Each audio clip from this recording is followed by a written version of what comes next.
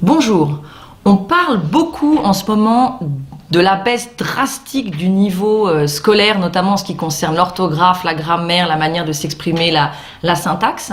Et je voulais aujourd'hui vous présenter un petit tour de ce qui se passe dans l'éducation nationale depuis des années maintenant au niveau de l'histoire. D'accord ? Parce que je ne sais pas si les gens qui m'écoutent ont des enfants ou des enfants sortis de l'école il y a longtemps ou qui sont encore petits. Depuis quelques années, tous les 2-3 ans, on nous change le brevet, ce qui s'appelle le DNB. Donc le brevet, c'est ce que les élèves passent en 3e et c'est ce qui permet d'arriver au lycée. Donc c'est un niveau 14 ans. Donc chaque année, nous sont présentés par l'éducation nationale ce qu'on appelle le sujet 0. Donc le sujet 0, c'est un sujet type qui nous est présenté pour les professeurs pour voir un peu comment est-ce que ça peut se passer.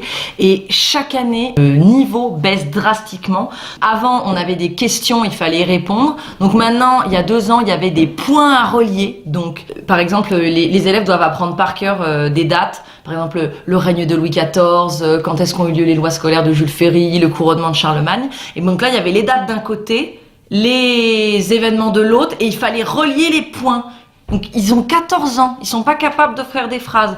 Pareil, on a ce qu'on appelle en géographie se repérer dans l'espace. Donc ils en sont quand même toujours au niveau de la France. Donc il y a encore quelques années, on demandait sur une carte de France qui est dessinée de placer la Seine, de placer la Loire, de placer le Jura. Donc déjà je vous rappelle, ils ont 14 ans. Ceux qui ont redoublé ont 15 ans. D'accord ? On leur demande de placer. Alors maintenant c'est au choix. Il y a la carte et place un fleuve de ta connaissance.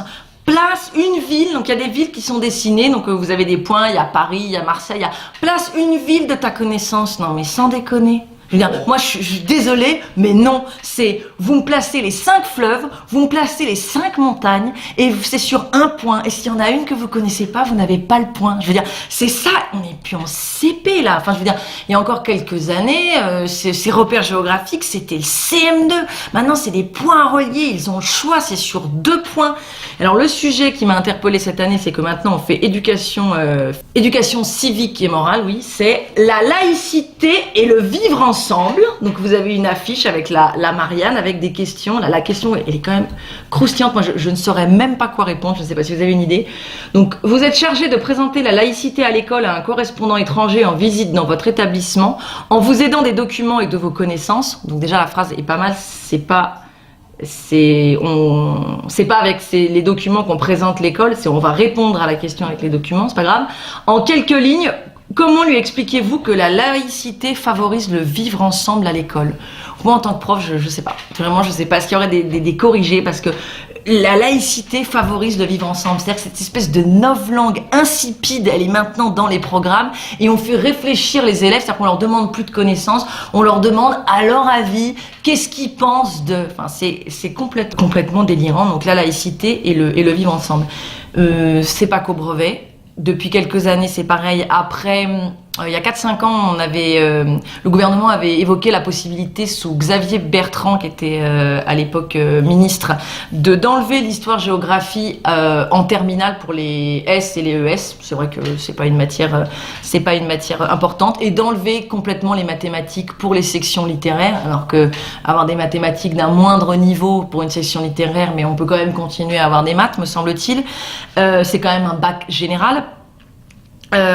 Les sujets qui sont donnés, mais chaque année c'est de pire en pire, et c'est non seulement les sujets sur lesquels on leur demande de travailler, et en plus c'est la manière dont sont posées les questions. C'est-à-dire au bac S de 2016, donc l'année dernière, ils ont eu Proche et Moyen-Orient, un foyer de conflit depuis la fin de la Seconde Guerre mondiale. Alors franchement, avec un bon prof et des vrais éléments, c'est un super sujet. Après, la manière dont c'est traité par l'éducation nationale, c'est moins sympa. Pareil, la gouvernance européenne depuis le traité de Maastricht. Bon, si on fait bosser Pierre Hillard sur ce sujet, je pense qu'on peut avoir une composition sympathique.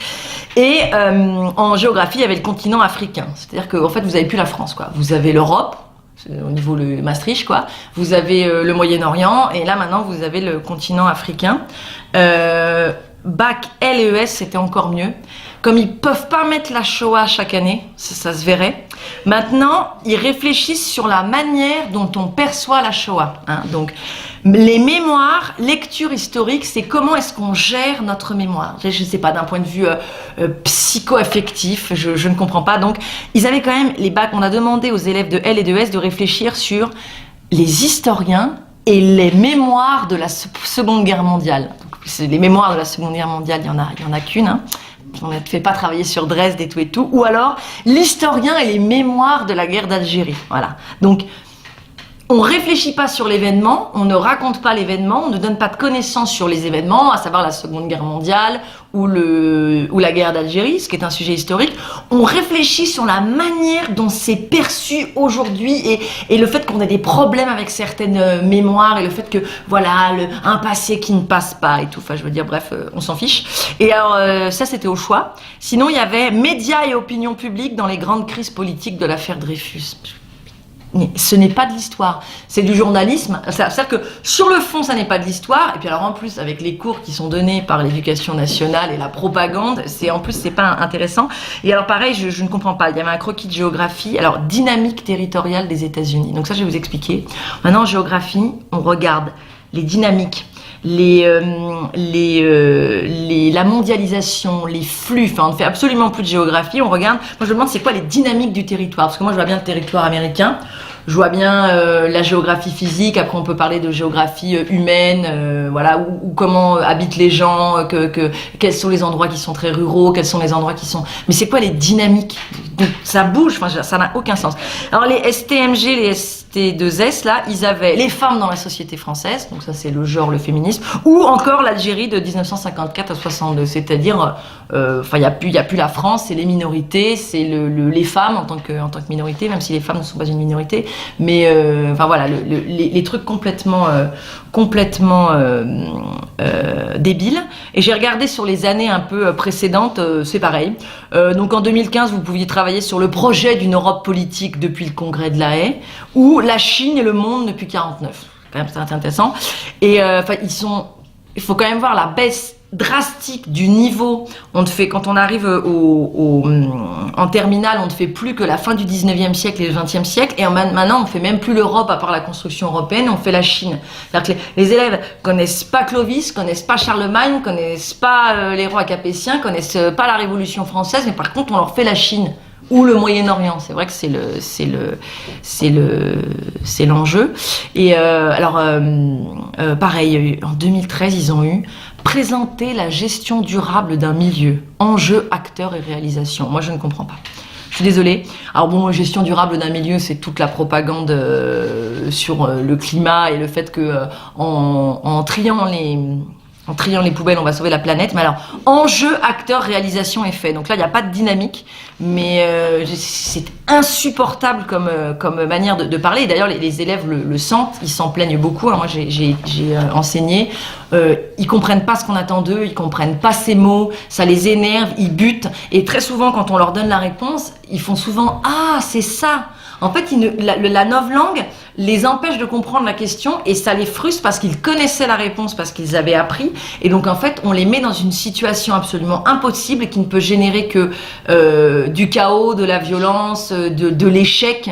On est toujours en train de dire il faut s'épanouir, mais on met même les élèves qui sachent, on les fait forcément chuter parce qu'ils ne comprennent pas ce qu'on attend d'eux. Et tout ça est parfaitement voulu.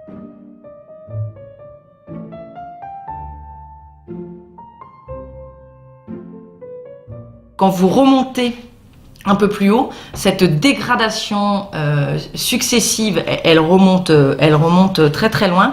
J'ai fait un petit comparatif par rapport aux questions du CAPES. Donc j'ai regardé, donc le CAPES, c'est le certificat d'aptitude au professorat de l'enseignement du second degré. Donc si vous voulez être professeur des collèges titulaire, il faut que vous ayez votre CAPES dans la matière dans laquelle vous enseignez, sachant qu'il y a des doubles matières, parce que vous pouvez venir de la physique, vous devriez faire de la physique-chimie, si vous venez de la géo, vous faites de l'histoire-géo. Et j'ai regardé comme ça les sujets que les professeurs, les futurs professeurs travaillaient en 1993 et les sujets qui sont donnés là dernièrement pour qu'on voit un peu l'énoncé du sujet et en plus ce sur quoi on travaillait. Donc en 1993 en histoire ancienne, c'est-à-dire antiquité, ils avaient la vie religieuse en Grèce. Donc souvent en antiquité c'est une année la Grèce, une année Rome, d'accord. Donc mais c'était la vie religieuse. Médiévale, c'était population et société européenne 14e, 16e siècle. On comprend. Moderne, la France et les Français de la mort de Louis XIV à la Révolution, aspect intérieur et extérieur, parce qu'en fait ils étudiaient aussi les colonies, la perte du Canada, les colonies, voilà dans la Caraïbe. Et en contemporaine, on avait ville et société urbaine au 19e, USA, Angleterre, France, Allemagne. Donc voilà, au-delà du fait est-ce que c'est intéressant ou pas intéressant, vous avez compris à peu près les énoncés, vous imaginez à peu près de quoi il s'agit et vous avez vu, vous aviez la Grèce, la France, l'Europe et l'Occident, on va dire, avec l'USA, l'Angleterre. Alors, depuis 2015, les sujets qui sont proposés, c'est... Il n'y a plus j'ai pas trouvé d'antique. J'ai pas dû le trouver alors. Ou alors il n'y en a pas, maintenant il n'y en a plus que 3. Médiéval, gouverné en islam entre le 10e et le 15e siècle, entre parenthèses, Irak, Syrie, Hijaz, Égypte, Maghreb, Espagne. Donc déjà on n'est plus en Europe. Et alors, gouverner en islam, ça veut rien dire. Vous savez, ça serait l'islam politique ou la gouverner en islam. Comment gouverne-t-on en islam? Enfin, l'intitulé est bizarre. Ensuite, en moderne, c'est sciences techniques, pouvoir et société.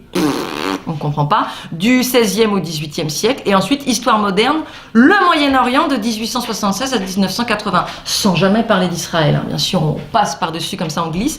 Ça fait quand même 2 sujets sur 3 qui sont sur l'islam ou le Moyen-Orient. C'est quand même bizarre. Et alors, vous aviez aussi citoyenneté, république, démocratie en France de 1789 à 1899. En gros, les républicains francs-maçons au 19e siècle, quoi, si on veut comme ça, voilà. Pareil, en 2013, on étudiait les sociétés coloniales, Afrique, Antilles, Asie. C'est-à-dire que non seulement, il y a 2 choses, il y a une disparition de l'étude de l'ère qui nous concerne, sachant que moi, j'ai personnellement fait une faculté d'histoire où j'ai étudié les mondes non européens, donc je veux dire ça m'intéresse. J'ai fait de l'histoire de l'islam, j'ai fait beaucoup d'histoire d'Asie du Sud-Est, j'ai fait de l'histoire de l'Amérique du Sud, ça m'intéresse personnellement, mais ce que je veux dire c'est que là ça se fait au détriment d'eux, c'est-à-dire que on pourrait avoir des sujets, au début c'est comme ça que ça avait été présenté, d'ouverture dans les programmes pour aller voir un peu les autres civilisations, alors que maintenant c'est au détriment. Donc cette année, c'est absolument officiel pour le programme d'histoire en 5e, ce qu'on appelle le monde chrétien. Alors en plus on commence au 10e siècle et donc on n'a pas fait entre Rome et le 10e siècle, il ne s'est rien passé. Le monde chrétien est en option alors que le monde musulman est obligatoire. Donc là, il y a un problème. Il me semble que le monde chrétien devrait être obligatoire avec la possibilité d'étudier les débuts de l'islam en option. Je veux dire, c'est comme ça que devrait se faire normalement l'histoire parce qu'on est en France et qu'il faut d'abord savoir qui on est, d'où on vient, pour ensuite pouvoir s'ouvrir à d'autres cultures. C'est comme ça que ça devrait marcher. Alors, les sujets les plus drôles dans la novlangue, le délire, ça reste quand même l'agrégation. Alors là, ils ont atteint des niveaux, les mecs. Je veux dire, ils sont partis. Quand vous croisez Saturne, faites-nous signe, quoi. Parce que là, vraiment... Donc, je rappelle, l'agrégation, ça permet de devenir professeur agrégé après un stage. Donc, le titulaire agrégé, c'est un fonctionnaire d'État qui va pouvoir enseigner de manière titulaire au lycée. C'est depuis 1945, c'est un statut vraiment de fonctionnaire et il y a le salaire qui va avec. C'est-à-dire que ça a été très très prestigieux parce que l'agrégation, ça date de bien avant. Hein, ça date d'avant la Révolution française. C'était extrêmement prestigieux. Ça l'est quand même de moins en moins, même si c'est ça qui est fou. Le niveau est de plus en plus difficile parce que comme il y a de plus en plus de candidats, ça devient de plus en plus difficile de l'avoir. Mais par contre, au sein de la société, le prestige baisse en fait. Donc, les épreuves d'admissibilité, c'est 2 dissertations en histoire, un commentaire de texte, une dissertation en géographie. Sachant que les géographes, ils ont plusieurs dissertations de géo, ils doivent avoir un croquis et ils ont quand même une dissertation en histoire. C'est-à-dire qu'on lit quand même les deux phénomènes. Donc c'est quand même 7 heures. Hein, vous apprenez toute l'année et vous avez 7 heures. C'est pas rien, c'est quand même un niveau qui est très haut. Puis ensuite vous avez les épreuves orales, si vous avez réussi à passer si vous êtes admissible. Et vous avez plusieurs heures de préparation, 45 minutes de passage. Donc pareil. Vous avez l'antique, la médiévale, la moderne. J'ai noté comme ça les questions qui sont tombées pour l'agrégation en histoire. Franchement, c'est drôle. En 1995, en géographie, ils avaient les migrations de travail dans le monde. C'est-à-dire qu'en fait, on préparait psychologiquement à ce monde qui à mon avis a commencé dans les années 62. En fait, c'est le rapatriement des pieds noirs d'Algérie qui en France a sonné le début de la migration pour le travail. Et puis ensuite, avec Giscard, ça a été le rapprochement familial. 1998, ils ont pu travailler sur industrialisation et mobilité sociale en Europe occidentale, 1880-1960. En 1999, ils ont eu les banlieues, les périphéries urbaines de la France, on rigole. En 2001, alors c'est génial, ils ont, à travailler, c'est intéressant, les relations des pays d'islam avec le monde latin 10e, 13e siècle. Bon, en gros, c'est les croisades. Et puis ensuite les moments où il y a eu de la paix, puis avec Byzance au milieu. Sujet extrêmement intéressant, il n'y a aucun souci, moi ça m'aurait passionné de travailler là-dessus.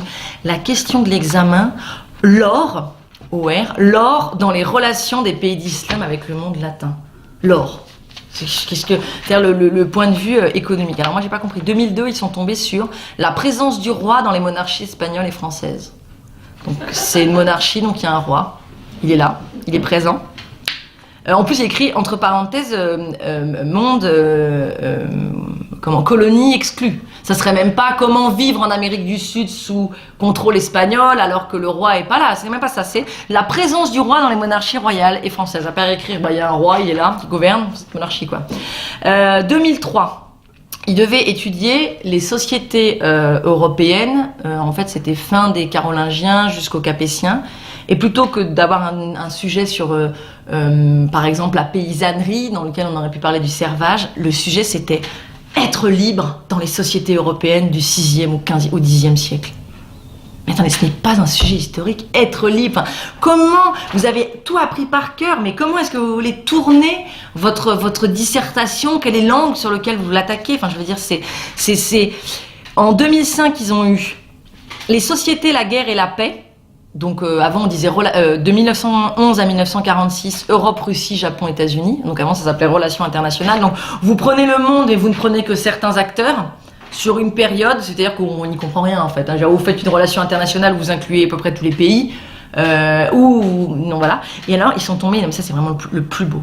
L'ennemi dans les limites chronologiques et spatiales. Non mais c'est de la philo ça. L'ennemi. Vous tapez les relations internationales entre l'Europe, la Russie, le Japon, Première et Deuxième Guerre mondiale, c'est quand même, il faut apprendre, c'est de l'histoire militaire, c'est de l'histoire économique, c'est de l'histoire des traités, c'est ce qu'on sait, ce qui a été annoncé, ce qui a été signé en sous-main, je veux dire les accords Sykes-Picot, enfin c'est extrêmement complexe et vous tombez sur l'ennemi. Mais moi, je serais arrivée à l'agrégation et j'aurais tout cassé là-dedans. Je veux dire, c'est insupportable. Vous quand même imaginer la personne qui révise pendant un an et qui tombe là-dessus.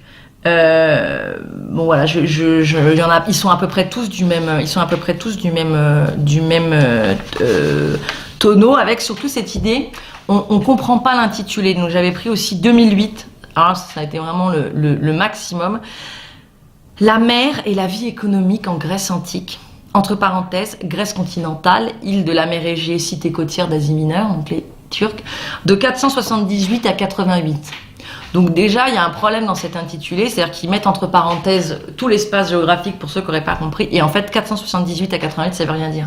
C'est ou moins 478 à 88 avant Jésus-Christ. Est-ce que c'est 88 avant, 88 après? Alors oui, évidemment, les gens qui ont révisé, c'était les limites qui leur avaient été données, on connaît le sujet, mais bon, c'est-à-dire que les types, il y a une ligne, ils n'arrivent même pas à bien le faire. Alors, la proposition officielle vraiment qui a été retenue, parce que moi j'ai lu après les agrégations, vous avez le président du jury qui fait un petit topo pour expliquer comment ça s'est passé, quels sont les sujets qui ont été bien compris, si j'ai mal compris. Il a proposé un plan thématique. les espaces de la mer, les ressources de la mer, les acteurs collectifs de la mer. Non mais, alors déjà, il y a une chose. La thématique en histoire, c'est-à-dire faire des plans uniquement thématiques alors qu'on est sur des périodes qui sont très longues, hein, 478 à 88, c'est quand même 5 siècles, c'est le déshonneur de l'historien. Ça devrait être interdit. On propose un plan thématique. Non. Je veux dire, le jour où les historiens reprendront le pouvoir par rapport à ce qui leur a été imposé, on interdit le plan thématique. Ça n'est pas vrai. On fait un plan chronologique dont le découpage dit quelque chose. L'exemple le plus simple, c'est la Seconde Guerre mondiale. Vous voulez étudier la Seconde Guerre mondiale d'un point de vue un peu, on va dire, militaire. Vous faites un plan qui fait 39-42, expansion de l'Axe, que ce soit le Japon, que ce soit l'Allemagne. Le tournant 1942, entrée des États-Unis dans la guerre, bataille de El Alamein, débarquement des Américains, les Allemands n'arrivent pas à passer le front de Stalingrad, et ensuite vous faites fin 42 jusqu'à la victoire, les Alliés conquièrent les territoires, gagnent des batailles, et voilà, c'est ça. Donc là vous avez fait un découpement chronologique qui dit quelque chose. Voilà, c'est ça. On fait pas du plan thématique. Les acteurs collectifs de la mer. Non mais sur les Grecs de moins 478, mais de quoi vous parlez? On ne vous comprend pas. On ne sait pas ce que vous voulez dire. Ça n'a pas de sens. Je veux dire, parler français, voilà. Et alors, ceux qui avaient travaillé là-dessus, leur deuxième dissertation, parce que ça va jamais tout seul, ils travaillaient sur le monde byzantin. Ils ont eu comme question s'enrichir dans le monde byzantin. Non mais attendez, c'est une obsession. Après l'or dans les relations entre les musulmans, maintenant s'enrichir. Et alors, officiel, le type du jury écrit « Le but à atteindre était de déterminer qui s'enrichissait selon quelle modalité. Oh, » C'est passionnant. Le sujet était essentiellement dynamique. Ah, il n'y a pas que les territoires qui sont dynamiques. Le sujet était dynamique. L'enrichissement dans le monde byzantin, c'est un sujet dynamique. Si quelqu'un a une traduction à me donner, moi voilà. La conjoncture générale, naturelle, politique, démographique et économique était à analyser. Et alors il proposait quand même, donc le jury ensuite propose un plan. La conjecture favorise l'enrichissement et les facteurs de croissance sont source d'enrichissement. Les facteurs de croissance. Non mais attendez, c'est quoi les sources? Comment on fait pour avoir les facteurs de croissance de l'enrichissement dans le monde byzantin depuis le 8e siècle? Parce que vous vous rendez compte, on n'a pas de source. Mais qu'est-ce que c'est que ce délire? Enfin, c'est complètement délirant, et je trouve ça grave qu'on continue à se plier à cette mascarade, parce que ça c'est de la mascarade. Et j'ai trouvé, pour que vous compreniez bien la différence et que vous compreniez que ça n'a pas toujours été comme ça, les sujets d'agrégation d'histoire-géographie de 1923. Et là vous allez voir, ça n'a rien à voir. La politique et l'armée de Philippe de Macédoine. Point. Voilà. Voilà, là, on a compris les termes du sujet, c'est ouvert, on va pouvoir faire le plan qu'on veut, on va pouvoir expliquer. Voilà. Les grands conciles et leur rôle dans l'histoire de l'Église, de Léon IX à Boniface VIII. Voilà, les grands conciles, leur rôle dans l'histoire. Les termes sont clairs, il n'y a pas de dynamique, il n'y a pas d'espace, il n'y a pas d'acteurs, il n'y a pas de facteurs de croissance. Les réformes et les essais de réforme sous le règne de Louis XVI. Attendez, ça c'est des sujets, ça on comprend. Là il y a la possibilité pour le candidat de donner toutes les connaissances, parce qu'il en faut, des exemples précis, de construire sa dissertation avec un grand 1, un grand 2, de dire quelque chose. Et là ce qui est très marrant, c'est 1913, parce que là vous allez voir la différence, ils sont tombés sur l'Empire maritime athénien. Ils sont pas tombés sur les hommes et la mer, ils sont tombés sur l'Empire maritime athénien. C'est à peu près le même sujet, sauf qu'évidemment dans les hommes et la mer vous avez l'économique, parce que l'économique a pris le pas. Et c'est la même chose, vous avez les Carolingiens et la papauté, 751-814. Voilà, ça c'était des sujets d'agrégation pour être admissibles. Ça c'est des questions. Là on sait de quoi on parle, c'est pas la mascarade qu'on a à l'heure actuelle. Et je voudrais aussi rebondir sur la polémique de 2011, c'est-à-dire que on a parlé de l'agrégation d'histoire quasiment à la télévision, ce qui n'arrive jamais, parce que ça reste quand même dans des milieux confidentiels. Donc en 2011, c'est un document, l'étude de document, c'était sur un texte médiéval, et donc en fait le document médiéval qui a été proposé aux gens qui voulaient le passer datait de 1964. Donc en fait, c'était un pastiche dans un roman historique qui racontait le concile de Constance. Donc en fait, ça n'était pas du tout d'époque, c'était un auteur qui en plus mettait dans l'introduction, qu'il expliquait que c'était de l'imagination, c'est-à-dire qu'il n'y a même pas de volonté de tromper de la part de cet auteur, c'est-à-dire qu'il prend un phrasé un peu médiéval et il imagine qu'il est au concile de Constance. Alors comme il s'appelait Palémon Glorieux, comme c'était un grand érudit, ce qu'il dit est tout à fait crédible, ce qu'il dit correspond à ce qui se passait, et en fait les deux femmes qui ont proposé le texte ont pas vérifié. Alors ce qui s'est passé en interne, c'est que l'académie a essayé d'étouffer l'affaire, mais c'était trop tard, ça avait fuité, c'est passé dans Le Monde, c'est passé dans Libération, enfin voilà, ça a fait du rififi à l'académie. Bon, finalement, on n'a pas refait l'épreuve, ça a été maintenu, sachant que ce texte est quand même tombé dans le cadre d'un sujet qui était structure et dynamique religieuse de l'Occident latin. Pareil. Il n'y a plus d'institutions, il y a des structures et dynamiques de l'Occident latin. Et le document médiéval date de 1964. Donc là, il y a eu un grave problème par rapport au fait que personne ne gère rien. Parce qu'une erreur, c'est possible. Je veux dire, les deux femmes ont démissionné. Voilà, je ne vais pas leur jeter la pierre ad vitam aeternam. Mais c'est-à-dire que personne n'a vérifié. Et il y a un très grave problème. Ces deux femmes qui ont des chaires de recherche sur l'Occident médiéval et notamment les rapports avec la religion, travaillent d'un point de vue sociologique, travaillent d'un point de vue anthropologique, c'est-à-dire qu'elles ont un déficit de formation d'un point de vue paléographie, d'un point de vue le texte, d'un point de vue tout ce qui est un petit peu contraignant et un petit peu dur et un petit peu spécifique en histoire. L'école des chartes, voilà, la formation qui a fait de Régine Pernoud une des plus grandes historiennes du XXe siècle, c'est-à-dire le document, la technique. Elles ont travaillé l'anthropologie parce qu'il y a un souci. C'était impossible qu'un document qui datait de 1415, qui avait été écrit par un moine, qui racontait l'histoire des conciles, ait pu être écrit en français. C'était impossible. Il était forcément écrit en latin. Donc, s'il y avait une version en français, elles auraient dû vérifier la version en latin, parce que autant 1415, on peut avoir des textes de la chancellerie royale, ou des textes un peu économiques, ou des choses de fonctionnement qui sont en français, mais sous Louis XIV, on écrivait encore l'histoire des conciles en latin. Donc il était impossible qu'en 1415, un érudit ecclésiastique ait pu raconter quelque chose de l'histoire ecclésiastique en français. C'était forcément une traduction. Donc là, on voit que c'est le déficit de formation, le fait que maintenant on ne s'intéresse plus qu'à l'anthropologie, à l'histoire du genre, à l'histoire des mentalités, à ce que je vous parlais sur comment est-ce qu'on gère le souvenir de la Seconde Guerre mondiale ou de la Première Guerre mondiale, a tellement diffusé dans l'université qu'on en arrive à ça. Et personne ne vérifie. Et ce qui s'est passé, c'est que depuis 2005, surtout le CAPES et l'agrégation, les jurys ne sont plus composés par des professeurs de la matière, ce sont des inspecteurs d'académie. Donc aujourd'hui en France, il est impossible d'être inspecteur d'académie sans être franc-maçon, hein, c'est pas possible.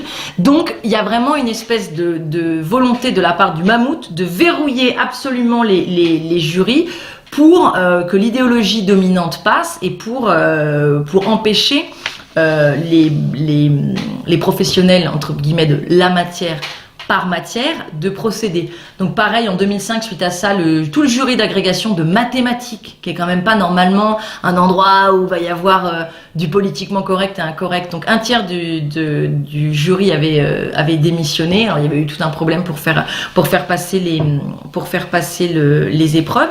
Et tout ça, en fait, est une volonté qui a été écrite par Jacques Lang, dans ce magnifique livre, qui s'appelle Pour une révolution scolaire. C'est-à-dire que Jacques Lang, malgré son implication dans des problèmes de mœurs qui ont été très très bien décrits par monsieur Roger Olindre, continue à nous donner des leçons sur comment est-ce qu'il faut élever les enfants. Il écrit dans la formation des enseignants: le centre de gravité de la formation ne doit pas basculer du côté des universités, a fortiori depuis que l'autonomie de ces dernières a été renforcée. Donc c'est la loi d'autonomie sur les universités, donc c'est 2003. Sans quoi l'on s'expose à une prise de pouvoir délétère par les universitaires qui n'ont pas pour premier souci ni pour première compétence la formation au métier d'enseignant. Attendez, délétère. Délétère, c'est qui est nocif, qui corrompt, qui fait du tort. C'est-à-dire que s'il y a des universitaires, c'est-à-dire des gens qui ont l'amour de leur métier et et là, que ce soit l'histoire, la géographie, la physique, la chimie, ce que vous voulez, qui ont une compétence dans le métier, ils vont quoi? Ils vont corrompre l'éducation nationale. Donc en fait, l'idée, c'est d'absolument faire des pédagogues. L'important, c'est qu'un professeur de collège et de lycée soit un bon perroquet, un bon pédagogue. Et c'est complètement stupide parce que ils inversent la chose. Si vous êtes un très bon pédagogue et que vous avez fait 5 ans de formation de pédagogie et que vous n'avez aucune compétence dans la matière, il va falloir des années pour rattraper. Alors que si vous avez une très bonne formation dans votre matière, mathématiques, français, histoire, ce que vous voulez, et que vous n'êtes pas très doué en pédagogie, vous allez l'apprendre sur le tas et il va vous être possible dans une formation continue de vous faire des stages pour vous l'apprendre. Ça c'est possible, mais dans l'autre sens, ça n'est pas possible. Et comment vous voulez vous faire respecter par vos élèves si quand on vous pose des questions, vous n'êtes pas capable de répondre ? Comment vous voulez, enfin je veux dire, un professeur, c'est quelqu'un qui connaît sa matière. C'est pas un pédagogue. Donc depuis les lois de Jules Ferry, l'éducation a été accrochée au ministère de l'Instruction publique puis de l'Éducation nationale, qui est aujourd'hui en train de tout liquider et qui ne veut même pas et qui ne peut même plus supporter que les universitaires, même dans le moule, même formatés, même dans la bien-pensance, s'ils continuent à former quand même, s'ils donnent quand même des outils, ça leur est insupportable. C'est une liquidation totale. Ce qui est donné cette année en histoire-géographie pour le bac, ils ont mis du patrimoine, parce que là il faut plus faire d'histoire, il faut faire de l'anthropologie, il faut faire de la sociologie, il faut faire du genre, maintenant il faut faire du patrimoine.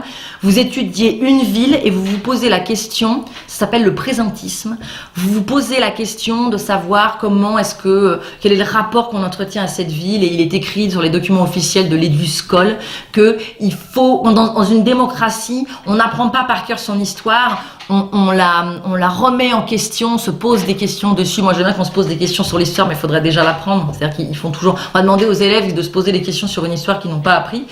Et ce délire du présentisme, il y a une chaire aujourd'hui d'histoire du temps présent au CNRS. Alors vous pouvez faire de l'histoire de tout, l'histoire de la table, l'histoire des petites cuillères, l'histoire du linge de maison si vous voulez, vous ne pouvez pas faire l'histoire du temps présent. C'est impossible, c'est l'histoire, c'est forcément dans le passé.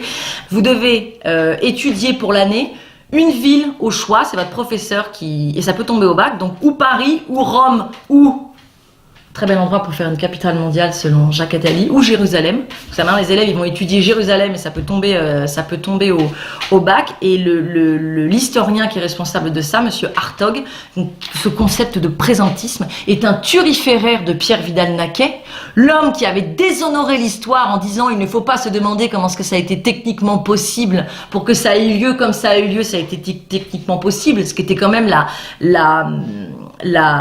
honte suprême. Je veux dire, j'ai moi-même participé à un débat contre des récentistes. C'est-à-dire que moi, quand j'estime que historiquement ce n'est pas bon ou que je ne suis pas d'accord, je vais défendre mes idées. Je ne balaye pas ça d'un revers de la main en disant vous êtes en dehors de la doxa, vous êtes en dehors de la vérité avec un grand V, donc nous ne parlons pas avec vous. Donc voilà, le turiféraire de Vidal-Naquet, aujourd'hui, va nous faire du présentisme en histoire et de l'histoire du temps présent. L'histoire du temps présent, c'est le rapport que l'on entretient avec la Shoah, ce qui semble quand même être la question qui intéresse les Français.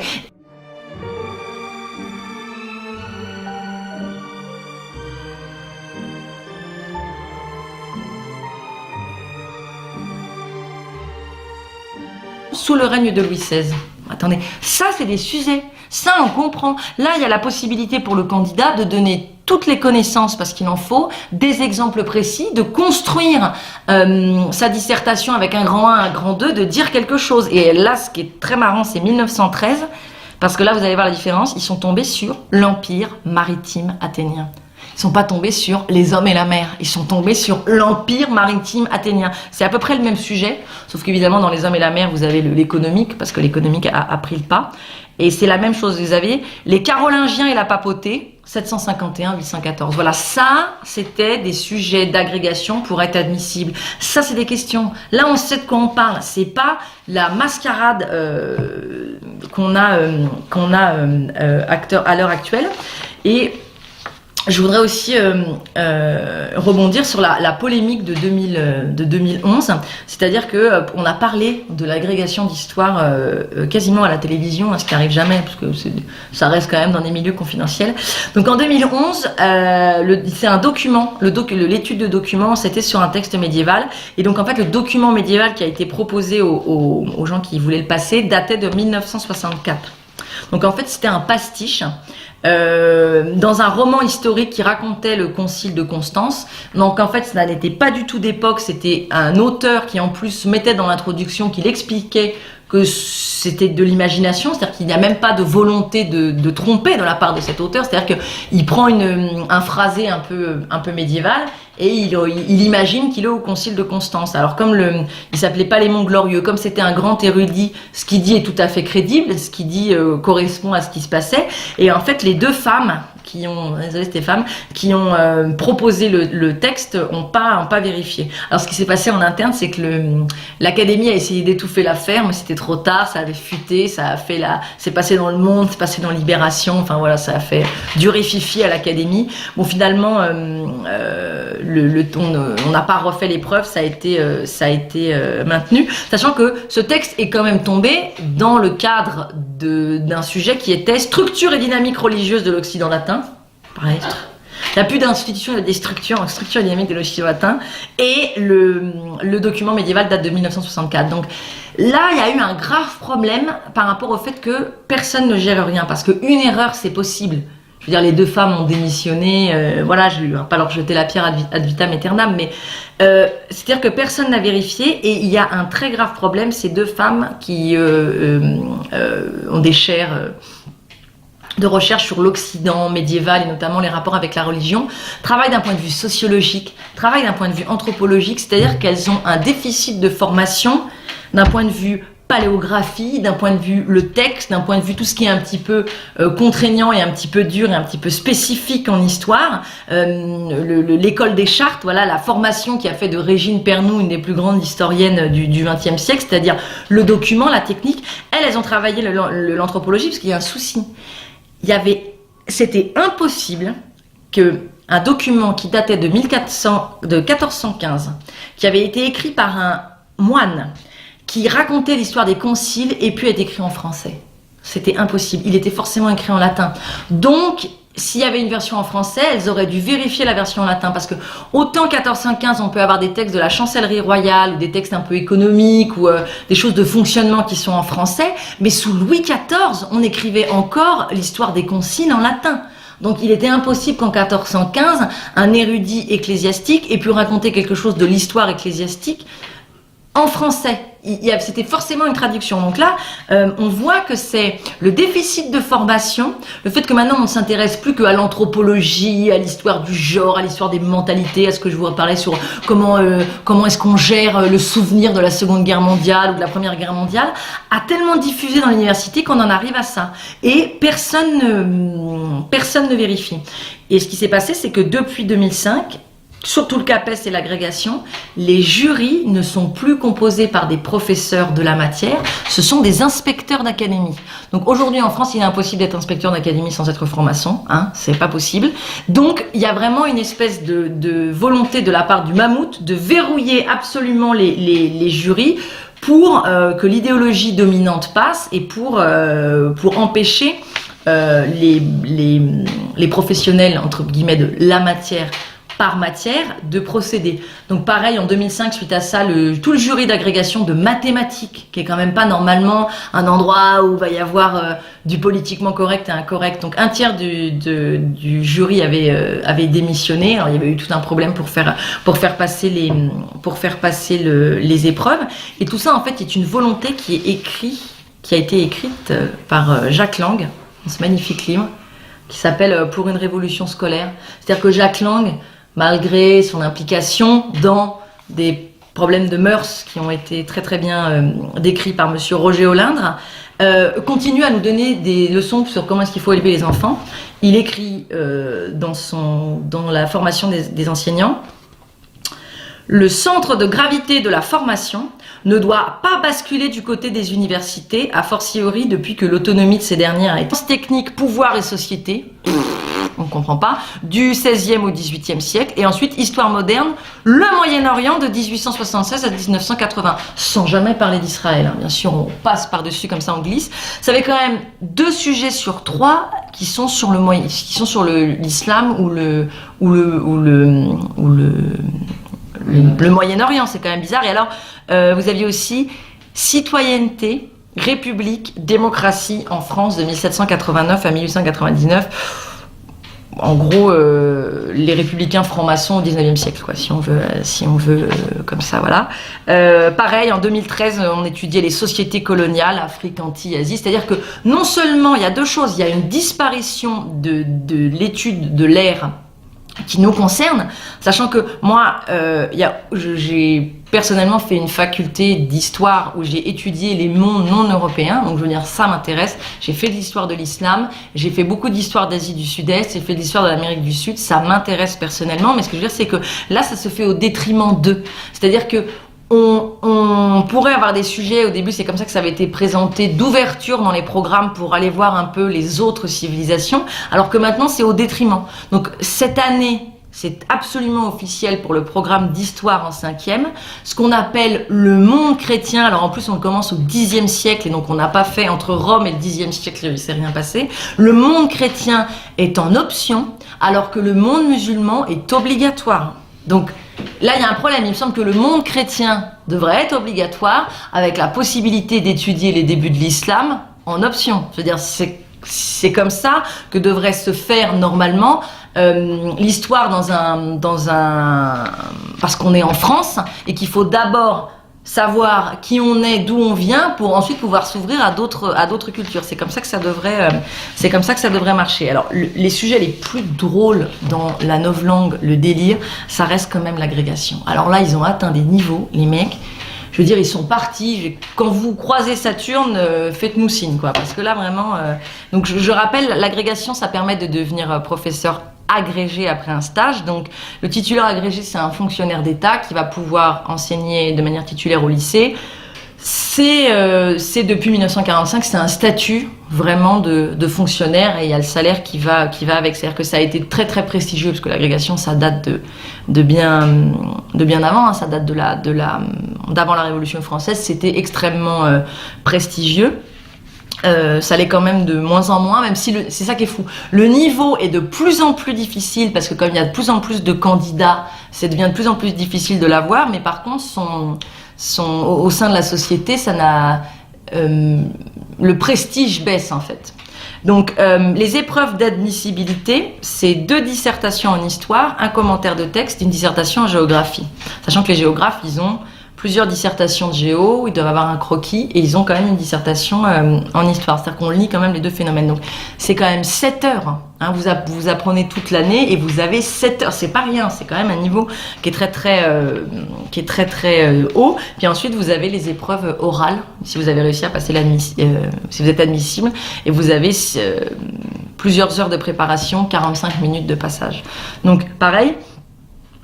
Vous avez l'antique, la médiévale, la moderne. J'ai noté comme ça les questions qui sont tombées pour l'agrégation en histoire. Franchement, c'est drôle. En 1995, en géographie, ils avaient les migrations de travail dans le monde. C'est-à-dire qu'en fait, on préparait psychologiquement à ce monde qui, à mon avis, a commencé dans les années 62. En fait, c'est le rapatriement des pieds noirs d'Algérie qui, en France, a sonné le début de la migration pour le travail. Et puis ensuite, avec Giscard, ça a été le rapprochement familial. 1998, ils ont pu travailler sur industrialisation et mobilité sociale en Europe occidentale, 1880-1960. En 1999, ils ont eu les banlieues, les périphéries urbaines de la France, on rigole. En 2001, alors c'est génial, ils ont, à travailler, c'est intéressant, les relations des pays d'islam avec le monde latin 10e, 13e siècle. Bon, en gros, c'est les croisades. Croisades, et puis ensuite les moments où il y a eu de la paix, puis avec Byzance au milieu. Sujet extrêmement intéressant, il n'y a aucun souci, moi ça m'aurait passionné de travailler là-dessus. La question de l'examen, l'or dans les relations des pays d'islam avec le monde latin. L'or. C'est-à-dire le point de vue économique. Alors moi j'ai pas compris. 2002, ils sont tombés sur la présence du roi dans les monarchies espagnoles et françaises. Donc c'est une monarchie, donc il y a un roi. il est là, il est présent. En plus, il écrit entre parenthèses monde, colonie exclue. Ça serait même pas comment vivre en Amérique du Sud sous contrôle espagnol alors que le roi est pas là. C'est même pas ça. C'est la présence du roi dans les monarchies royales et françaises. À part écrire, il y a un roi, il est là, qui gouverne cette monarchie quoi. 2003. Il devait étudier les sociétés européennes. En fait, c'était fin des Carolingiens jusqu'aux Capétiens. Et plutôt que d'avoir un sujet sur, par exemple, la paysannerie, dans lequel on aurait pu parler du servage, le sujet c'était être libre dans les sociétés européennes du 6e au 10e siècle. Mais attendez, ce n'est pas un sujet historique, être libre. Enfin, comment, vous avez tout appris par cœur, mais comment est-ce que vous voulez tourner votre dissertation? Quel est l'angle sur lequel vous l'attaquez? Enfin, je veux dire, c'est... En 2005, ils ont eu les sociétés, la guerre et la paix. Donc avant on disait de 1911 à 1946 Europe, Russie, Japon, États-Unis. Donc avant ça s'appelait relations internationales. Donc vous prenez le monde et vous ne prenez que certains acteurs sur une période, c'est-à-dire qu'on n'y comprend rien en fait. Vous faites une relation internationale, vous incluez à peu près tous les pays non voilà. Et alors ils sont tombés, mais ça c'est vraiment le plus beau. L'ennemi dans les limites chronologiques et spatiales. Non mais c'est de la philo ça. L'ennemi. Vous tapez les relations internationales entre l'Europe, la Russie, le Japon, Première et Deuxième Guerre mondiale, ça quand même, il faut apprendre, c'est de l'histoire militaire, c'est de l'histoire économique, c'est de l'histoire des traités, c'est ce qu'on sait, ce qui a été annoncé, ce qui a été signé en sous-main, je veux dire les accords Sykes-Picot, enfin c'est extrêmement complexe et vous tombez sur l'ennemi. Mais moi, je serais arrivée à l'agrégation, mais j'aurais tout cassé là-dedans. Je veux dire, c'est insupportable. Faut quand même imaginer la personne qui révise pendant 1 an et qui tombe là-dessus. Bon voilà, y en a, ils sont à peu près tous du même tonneau, avec surtout cette idée. On comprend pas l'intitulé. Donc j'avais pris aussi 2008. Alors ça a été vraiment le maximum. La mer et la vie économique en Grèce antique. Entre parenthèses, Grèce continentale, île de la mer Égée, cité côtière d'Asie mineure, donc les Turcs, de 478 à 88. Donc déjà, il y a un problème dans cet intitulé, c'est-à-dire qu'ils mettent entre parenthèses tout l'espace géographique pour ceux qui n'auraient pas compris, et en fait 478 à 88, ça veut rien dire. C'est ou moins 478 à 88 avant Jésus-Christ. Est-ce que c'est 88 avant, 88 après? Alors oui, évidemment, les gens qui ont révisé, c'était les limites qui leur avaient été données, on connaît le sujet, mais bon, c'est-à-dire que les types, il y a une ligne, ils n'arrivent même pas à bien le faire. Alors, la proposition officielle vraiment qui a été retenue, parce que moi j'ai lu après les agrégations, vous avez le président du jury qui fait un petit topo pour expliquer comment ça s'est passé, quels sont les sujets qui ont été bien compris, si j'ai mal compris. Il a proposé un plan thématique. Les espaces de la mer, les ressources de la mer, les acteurs collectifs de la mer. Non mais, alors déjà, il y a une chose. La thématique en histoire, c'est-à-dire faire des plans uniquement thématiques alors qu'on est sur des périodes qui sont très longues, 478 à 88, c'est quand même 5 siècles, c'est le déshonneur de l'historien. Ça devrait être interdit. On propose un plan thématique. Non. Je veux dire, le jour où les historiens reprendront le pouvoir par rapport à ce qui leur a été imposé, on interdit le plan thématique. Ça n'est pas vrai. On fait un plan chronologique dont le découpage dit quelque chose. L'exemple le plus simple, c'est la Seconde Guerre mondiale. Vous voulez étudier la Seconde Guerre mondiale d'un point de vue un peu, on va dire, militaire. Vous faites un plan qui fait 39-42, expansion de l'Axe, que ce soit le Japon, que ce soit l'Allemagne. Le tournant 1942, entrée des États-Unis dans la guerre, bataille de El Alamein, débarquement des Américains, les Allemands n'arrivent pas à passer le front de Stalingrad, et ensuite vous faites fin 42 jusqu'à la victoire, les Alliés conquièrent les territoires, gagnent des batailles, et voilà, c'est ça. Donc là vous avez fait un découpement chronologique qui dit quelque chose, voilà, c'est ça. On fait pas du plan thématique. Les acteurs collectifs de la mer, non mais sur les Grecs de moins 478, mais de quoi vous parlez? On ne vous comprend pas. On ne sait pas ce que vous voulez dire, ça n'a pas de sens. Je veux dire, parlez français, voilà. Et alors, ceux qui avaient travaillé là-dessus, leur deuxième dissertation, parce que ça ne va jamais tout seul, ils travaillaient sur le monde byzantin. Et ils ont eu comme question s'enrichir dans le monde byzantin. Non mais attendez, c'est une obsession. Après l'or dans les relations entre les musulmans, maintenant s'enrichir. Et alors, officiel. Le type du jury écrit: le but à atteindre était de déterminer qui s'enrichissait selon quelle modalité. Oh, c'est passionnant. Le sujet était essentiellement dynamique. Ah, il n'y a pas que les territoires qui sont dynamiques. Le sujet était dynamique. L'enrichissement dans le monde byzantin, c'est un sujet dynamique. Si quelqu'un a une traduction à me donner, moi voilà. La conjoncture générale, naturelle, politique, démographique et économique était à analyser. Et alors il proposait quand même, donc le jury ensuite propose un plan. La conjecture favorise l'enrichissement et les facteurs de croissance sont source d'enrichissement. Les facteurs de croissance. Non mais attendez, c'est quoi les sources? Comment on fait pour avoir les facteurs de croissance de l'enrichissement dans le monde byzantin depuis le 8e siècle? Parce que si vous vous rendez compte, on n'a pas de source. Mais qu'est-ce que c'est que ce délire? Enfin, c'est complètement délirant, et je trouve ça grave qu'on continue à se plier à cette mascarade, parce que ça, c'est de la mascarade. Et j'ai trouvé, pour que vous compreniez bien la différence et que vous compreniez que ça n'a pas toujours été comme ça, les sujets d'agrégation d'histoire-géographie de 1923. Et là, vous allez voir, ça n'a rien à voir.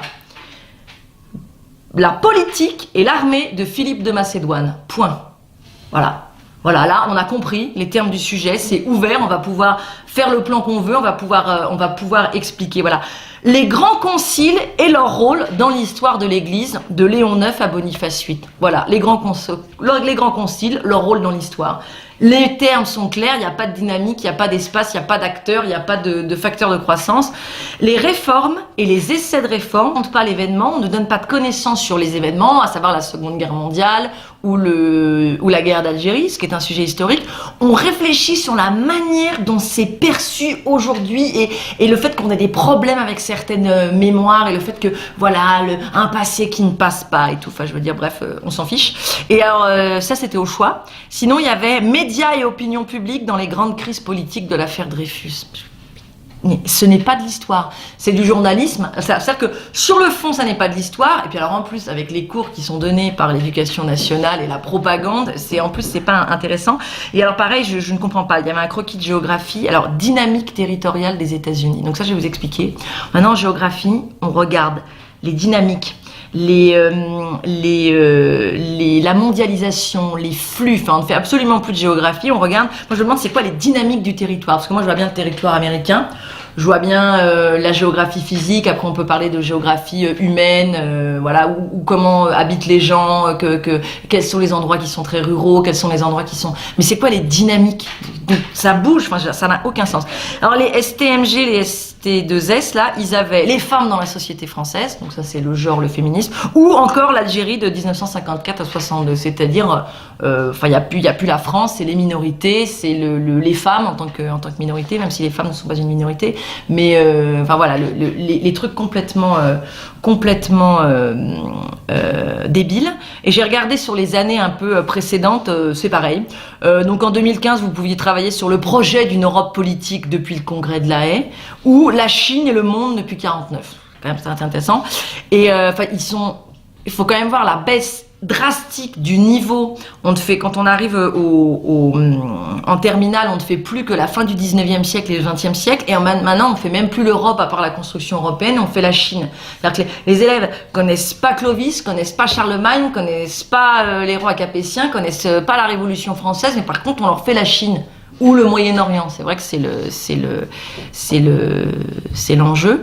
Et alors pareil, en 2013, ils ont présenté la gestion durable d'un milieu, enjeux, acteurs et réalisations. Moi, je ne comprends pas. Je suis désolée.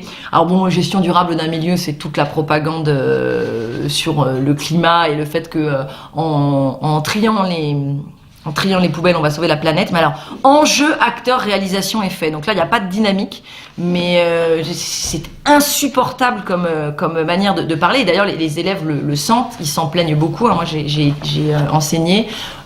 Ils comprennent pas ce qu'on attend d'eux, ils comprennent pas ces mots, ça les énerve, ils butent. Et très souvent, quand on leur donne la réponse, ils font souvent « Ah, c'est ça !» En fait, la novlangue les empêche de comprendre la question et ça les frustre parce qu'ils connaissaient la réponse, parce qu'ils avaient appris.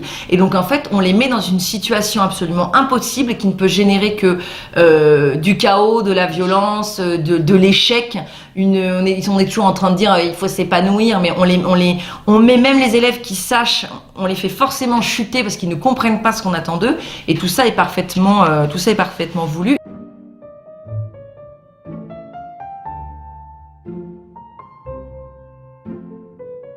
Quand vous remontez un peu plus haut, cette dégradation successive, elle remonte très très loin. J'ai fait un petit comparatif par rapport aux questions du CAPES. Donc j'ai regardé, donc le CAPES, c'est le certificat d'aptitude au professorat de l'enseignement du second degré. Donc si vous voulez être professeur des collèges titulaire, il faut que vous ayez votre CAPES dans la matière dans laquelle vous enseignez, sachant qu'il y a des doubles matières, hein, parce que vous pouvez venir de la physique, vous devriez faire de la physique-chimie, si vous venez de la géo, vous faites de l'histoire-géo. Et j'ai regardé comme ça les sujets que les professeurs, les futurs professeurs travaillaient en 1993 et les sujets qui sont donnés là dernièrement, pour qu'on voit un peu l'énoncé du sujet et en plus ce sur quoi on travaillait. Donc en 1993, en histoire ancienne, c'est-à-dire antiquité, ils avaient la vie religieuse en Grèce. Donc souvent en antiquité, c'est une année la Grèce, une année Rome, d'accord. Donc mais c'était la vie religieuse. Médiévale, c'était population et société européenne, 14e, 16e siècle. Donc on comprend.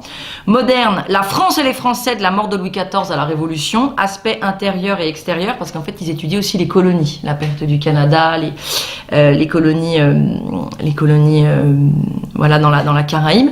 Et en contemporaine, on avait ville et société urbaine au 19e, USA, Angleterre, France, Allemagne. Donc voilà, au-delà du fait est-ce que c'est intéressant ou pas intéressant, vous avez compris à peu près les énoncés, vous imaginez à peu près de quoi il s'agit, et vous avez vu, vous aviez la Grèce, la France, l'Europe et l'Occident, on va dire, avec l'USA, l'Angleterre. Alors, depuis 2015, les sujets qui sont proposés, c'est... Il y a plus j'ai pas trouvé d'antique. J'ai pas dû le trouver. Alors, ou alors il y en a pas. Maintenant, il y en a plus que 3. Médiéval, gouverné en islam entre le 10e et le 15e siècle, entre parenthèses, Irak, Syrie, Hijaz, Égypte, Maghreb, Espagne. Donc déjà, on n'est plus en Europe. Et alors, gouverner en islam, ça veut rien dire. Vous savez, ça serait l'islam politique ou la gouverner en islam. Comment gouverne-t-on en islam? Enfin, l'intitulé est bizarre. Ensuite, en moderne, c'est science.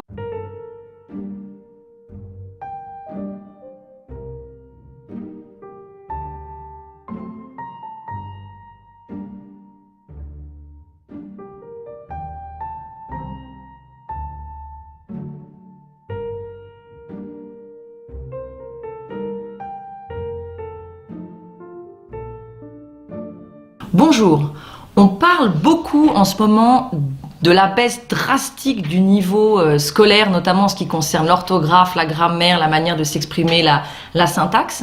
Et je voulais aujourd'hui vous présenter un petit tour de ce qui se passe dans l'éducation nationale depuis des années maintenant au niveau de l'histoire. D'accord ? Parce que je ne sais pas si les gens qui m'écoutent ont des enfants ou des enfants sortis de l'école il y a longtemps ou qui sont encore petits.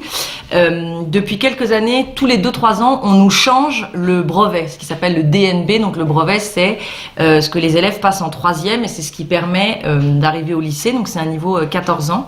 Donc chaque année, nous sont présentés par l'éducation nationale ce qu'on appelle le sujet 0.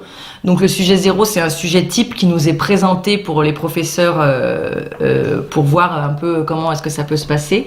Et chaque année, le niveau baisse drastiquement. Avant, on avait des questions, il fallait y répondre. Donc maintenant, il y a 2 ans, il y avait des points à relier. Donc par exemple, les élèves doivent apprendre par cœur des dates. Par exemple, le règne de Louis XIV, quand est-ce qu'ont eu lieu les lois scolaires de Jules Ferry, le couronnement de Charlemagne. Et donc là, il y avait les dates d'un côté, les événements de l'autre, et il fallait relier les points. Donc ils ont 14 ans, ils sont pas capables de faire des phrases. Pareil, on a ce qu'on appelle en géographie se repérer dans l'espace. Donc ils en sont quand même toujours au niveau de la France. Donc il y a encore quelques années, on demandait sur une carte de France qui est dessinée de placer la Seine, de placer la Loire, de placer le Jura. Donc déjà, je vous rappelle, ils ont 14 ans. Ceux qui ont redoublé ont 15 ans. D'accord ? On leur demande de placer. Alors maintenant, c'est au choix. Il y a la carte et place un fleuve de ta connaissance. Place une ville, donc il y a des villes qui sont dessinées, donc vous avez des points, il y a Paris, il y a Marseille, place une ville de ta connaissance. Non mais sans déconner. Je veux dire, moi je suis désolée, mais non, c'est vous me placez les 5 fleuves, vous me placez les 5 montagnes, et c'est sur un point, et s'il y en a une que vous connaissez pas, vous n'avez pas le point. Je veux dire, c'est ça, on n'est plus en CP là. Enfin, je veux dire, il y a encore quelques années, ces repères géographiques, c'était le CM2. Maintenant, c'est des points reliés, ils ont le choix, c'est sur 2 points. Alors, le sujet qui m'a interpellée cette année, c'est que maintenant, on fait éducation civique et morale, oui, c'est la laïcité et le vivre ensemble. Donc, vous avez une affiche avec la Marianne, avec des questions. Là, la question, elle est quand même croustillante. Moi, je ne saurais même pas quoi répondre. Je ne sais pas si vous avez une idée. Donc, vous êtes chargé de présenter la laïcité à l'école à un correspondant étranger en visite dans votre établissement, en vous aidant des documents et de vos connaissances. Donc, déjà, la phrase est pas mal. C'est pas avec les documents qu'on présente l'école, c'est on va répondre à la question avec les documents, c'est pas grave. En quelques lignes, comment lui expliquez-vous que la laïcité favorise le vivre ensemble à l'école? Moi, en tant que prof, je sais pas. Vraiment, je sais pas. Est-ce qu'il y aurait des corrigés? Parce que la laïcité favorise le vivre ensemble. C'est-à-dire que cette espèce de novlangue insipide, elle est maintenant dans les programmes et on fait réfléchir les élèves. C'est-à-dire qu'on leur demande plus de connaissances. On leur demande, à leur avis, qu'est-ce qu'ils pensent de... Enfin, c'est complètement délirant. Donc, la laïcité et le vivre ensemble.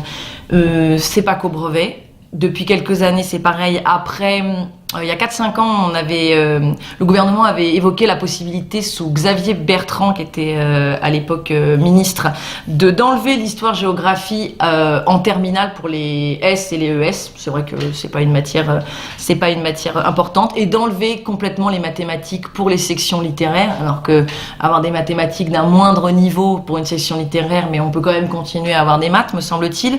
C'est quand même un bac général. Les sujets qui sont donnés, mais chaque année c'est de pire en pire, et c'est non seulement les sujets sur lesquels on leur demande de travailler, et en plus c'est la manière dont sont posées les questions. C'est-à-dire au bac S de 2016, donc l'année dernière, ils ont eu Proche et Moyen-Orient, un foyer de conflit depuis la fin de la Seconde Guerre mondiale. Alors franchement, avec un bon prof et des vrais éléments, c'est un super sujet. Après, la manière dont c'est traité par l'éducation nationale, c'est moins sympa. Pareil, la gouvernance européenne depuis le traité de Maastricht. Bon, si on fait bosser Pierre Hillard sur ce sujet, je pense qu'on peut avoir une composition sympathique. Et en géographie, il y avait le continent africain. C'est-à-dire qu'en fait, vous n'avez plus la France, quoi. Vous avez l'Europe, au niveau le Maastricht, quoi. Vous avez le Moyen-Orient, et là, maintenant, vous avez le continent africain. Bac L et ES, c'était encore mieux. Comme ils peuvent pas mettre la Shoah chaque année, ça se verrait. Maintenant, ils réfléchissent sur la manière dont on perçoit la Shoah. Hein. Donc, les mémoires, lecture historique, c'est comment est-ce qu'on gère notre mémoire. Je ne sais pas, d'un point de vue psycho-affectif, je ne comprends pas. Donc, ils avaient quand même les bacs. On a demandé aux élèves de L et de S de réfléchir sur les historiens et les mémoires de la Seconde Guerre mondiale. Donc, les mémoires de la Seconde Guerre mondiale, il y en a qu'une. Hein. On ne fait pas travailler sur Dresde et tout. Ou alors, l'historien et les mémoires de la guerre d'Algérie. Voilà. Donc, on ne réfléchit pas sur l'événement, on ne raconte